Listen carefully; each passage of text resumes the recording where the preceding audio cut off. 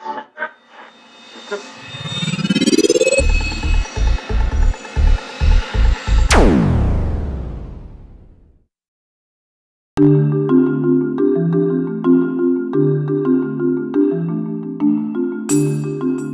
let's go into fire. Can you feel the fire in the center? Here, will you reach for it? Can you imagine? Can you remember when we gathered together around the fire? Will you reach for it with me? Will you make the sounds of fire? Imagine that snapping, popping fire in the center. The fire that warmed us as a clan, the fire that we gathered around and told stories. What is the magic you would ask of the fire? Will you speak it here? What is the magic of this fire? Change. Passion. Transformation. Heat. Speak it. Speak it aloud. Energy. Here. Magic. Inspiration. Willpower. Speak here into the center. Can you speak the name of fire? Can you add the heat of your words? Add your the heat words of the flames? Here, speaking it out. You can say the same word over and over. Transformation. Fire. Heat. Fire. What do you call here? Fire. Transformation. Change. Fire. Fire. Speaking it out here to raise the energy. Fire. Fire. Fire. Fire. Transformation. Fire. Heat. Will. Fire. Fire. Fire. Fire. Fire. Welcome, fire. Welcome, fire. So. Did that hurt? So I pushed you guys a little bit more to participate. So how many of you found it? You know, you didn't want to say anything. How many of you didn't want to say anything for that? Okay. Well, I had to remember that you weren't just doing a demonstration, but you actually Yeah. Yep. Right. And that's the thing. How many people? But you can. Okay. All right. Oh. All right. That would be part of your creating. I mean, we would in a ritual we would have known we were in a ritual and not in a class. Yes. And you weren't just showing us how to do something. So we're gonna play Let's Pretend. Yeah. Let's pretend we're in a ritual. Are we pirates? Yes. All right. Once you bring the board Okay. back. All right. So that's an example of an inclusive invocation, and so your first one, be gentle. Don't ask people to do too much because they'll be kind of shell-shocked a little bit if they're not used to that style. You know, you can move into more dynamic invocations. You can ask people to imagine the water flowing through your body. Feel it coursing through your veins. Feel the blood pumping through you. Feel your heart filling up with these sacred waters and flowing out. And can you begin to move like the waters move? Can you feel that soft pulse, the waves lapping at the shore, moving, maybe moving just a little bit more, moving and feeling those waters flowing. These are the waters that flow through the veins of our ancestors, and they will flow through the veins of our descendants. Feeling that water flowing through your whole body. Welcome, water. Welcome, water. You don't have to have people say things or jump up and down to feel included. You can have soft movements. You can have people speak things into the center. What I feel my job is when I'm doing an invocation like this, I'm not stepping into the center of the circle to invoke Freya for you. I'm asking you all to help me invoke Freya. I'm asking you to help me invoke the ancestors. I'm asking you to help me invoke the waters. This is also kind of nice because it's not all about Shauna. It's not all about me. It's about all of us working together, having a ritual experience. So it opens it up. I'm here holding the center. I'm anchoring this piece, but I'm inviting all of you to be part of it. An invocation pattern that, if you want some bullet points, that works pretty well is let people know what you're doing, tell them how to do it, tell them what they did. Yeah. This is a basic pattern in educational theory as well. For adult education, this is what you need to do. So, and marketing. And marketing too. So I come out and I say, can you take a breath of air into your lungs? Instead of saying, I'm here to do an air invocation. Can you see how it's more magical, and it helps you suspend your sense of disbelief? Can you go over those for me? Sure. Let people know what you're going to do. Okay. Tell them how to do it, and then tell them what we did. So, what are you here to do? Can you feel the fire burning in the center? We're here to invoke fire. Will you join me in adding sounds to this fire? So, I'm showing you how to do it. I'm telling you how to do it, and then we're moving into doing it. So sometimes you work. Sometimes steps 2 and 3 are kind of together because you need to demonstrate. Be prepared to lead first. If you are going to say, will you speak words into the center? What would you ask of fire? Transformation. Have a word all ready to go that you're going to say. Another thing that works is have a mole. Have an insider. Have someone that will, I'm Shauna's mole, as in Shauna does something and I'm going to model it. Now, when one person does something, it's performance. When 2 people do it, I might be, oh, look at them. When 3 people do it, then the power of peer pressure flows through you. And we're all doing something together. And what's happening? You're modeling what I'm doing. All right, that's good. Almost a train wreck.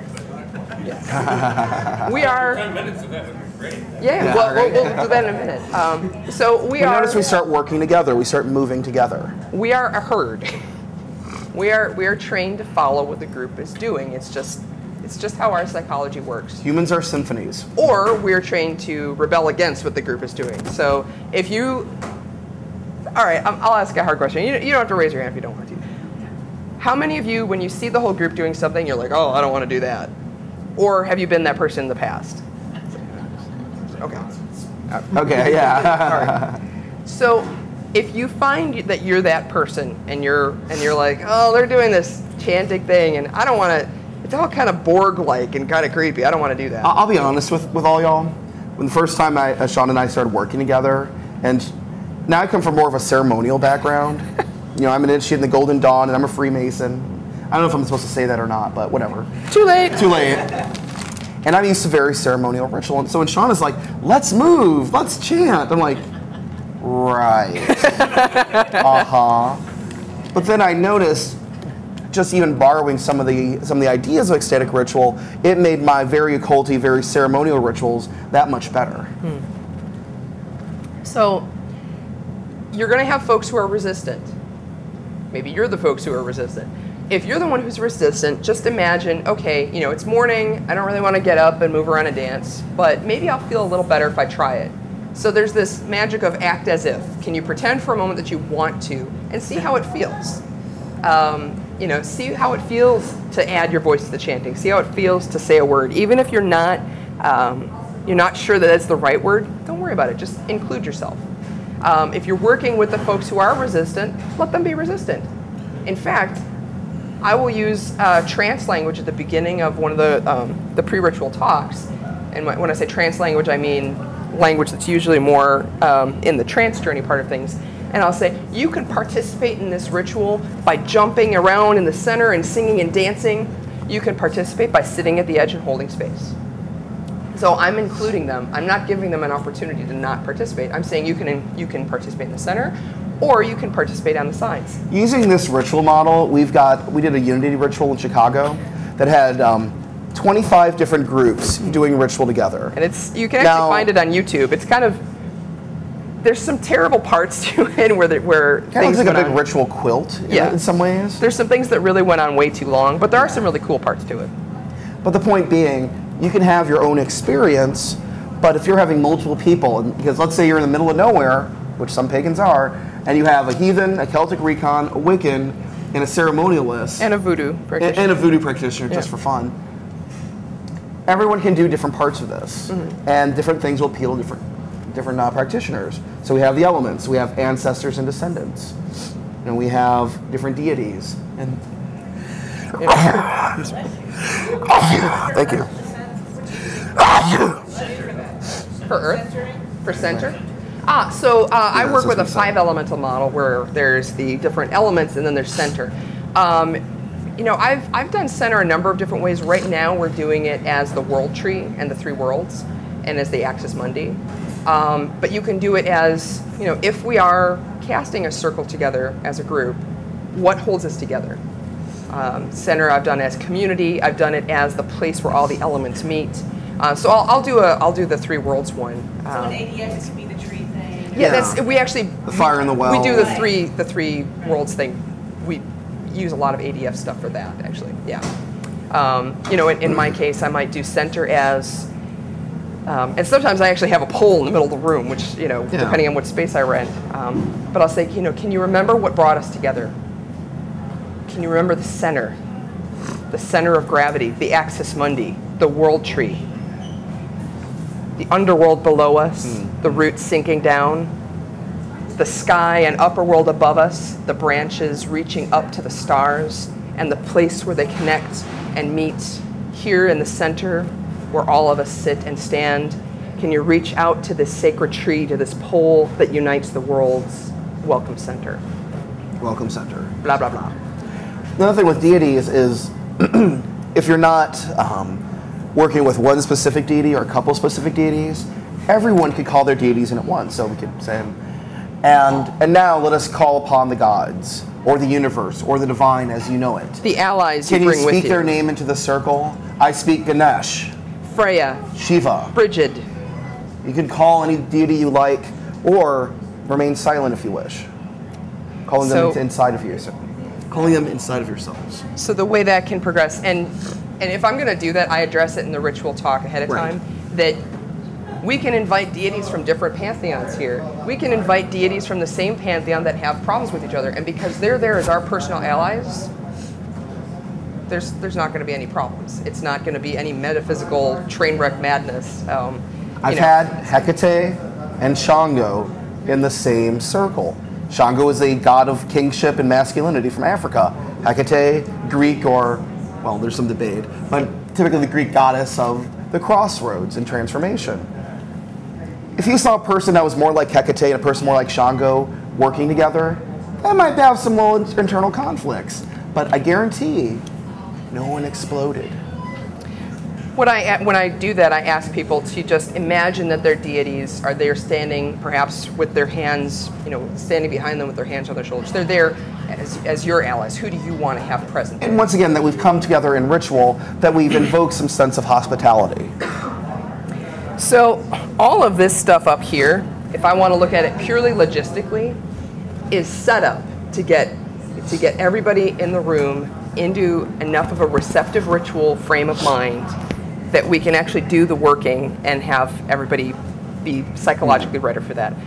There's a writer, he's an architect named Christopher Alexander, and he writes about sacred architecture, that if there aren't gateways and portals, that we don't feel like it's sacred.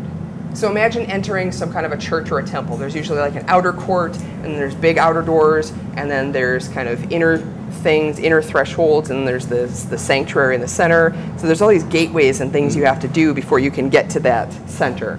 A labyrinth, you have to walk the rungs around the labyrinth. Ritual is the same way. You're providing this experience to help people get ready for the deeper working.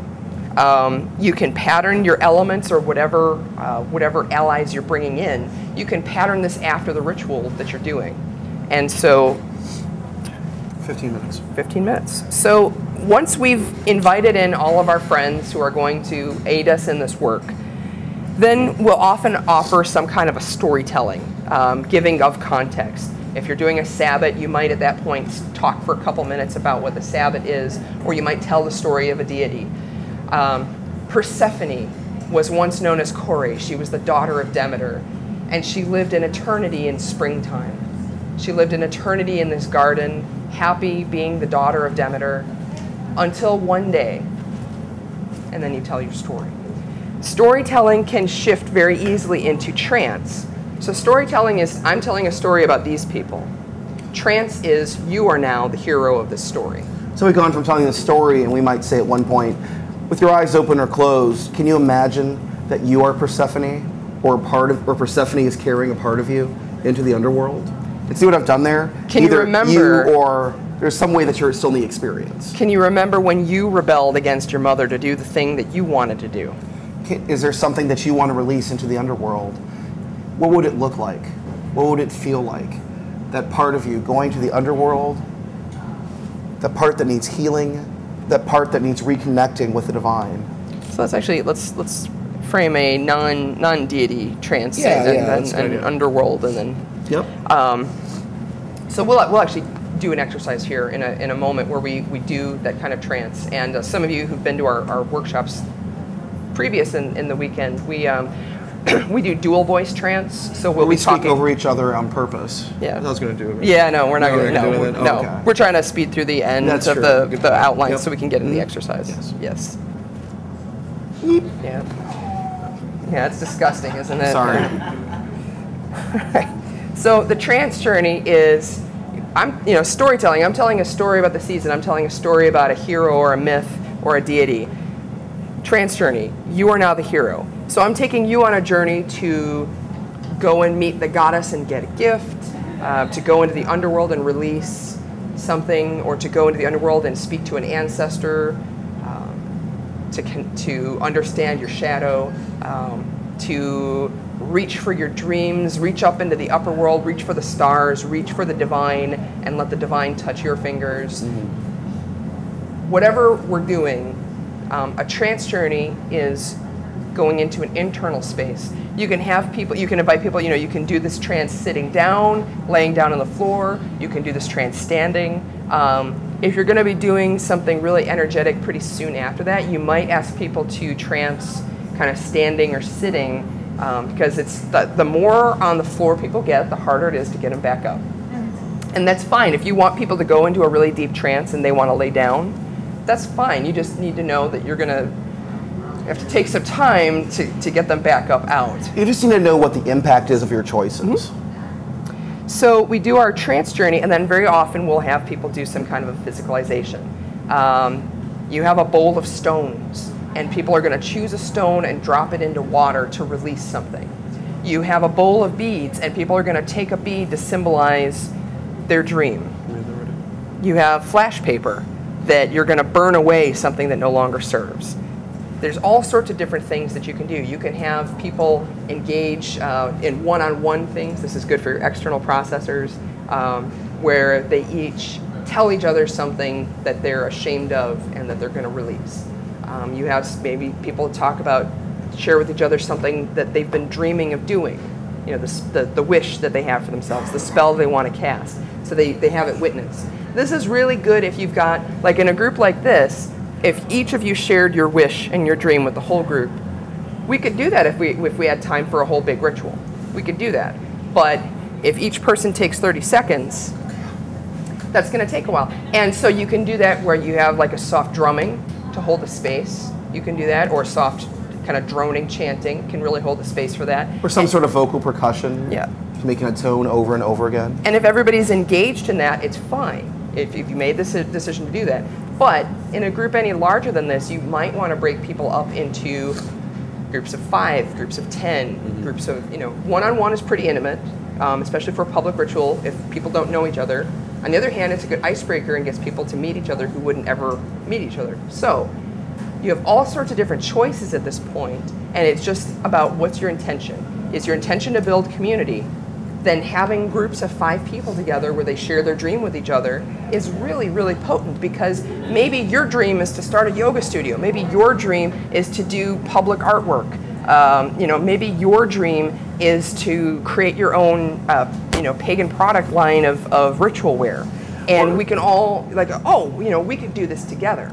Or if your intent is to have more of a magical spiritual experience, as in you have one or several people being an oracle from the divine, let's say it's Samhain, and you want to do some divination, maybe you have just a few people doing either divination or acting as oracles to small groups of people. Sometimes the physicalization is you have somebody who is aspecting or drawing down or being possessed by a deity. And that's a whole nother workshop. That's a whole separate workshop. But if you're doing that, also realize that in a group like this, if each person wants to have one-on-one time with the deity, and that takes about at least a minute. Yeah. Look at how long that takes. So you might need 3 people aspecting Bridget, 3 people aspecting Freya, 3 people aspecting the horned one. I mean, that would take at least a half hour with the people here.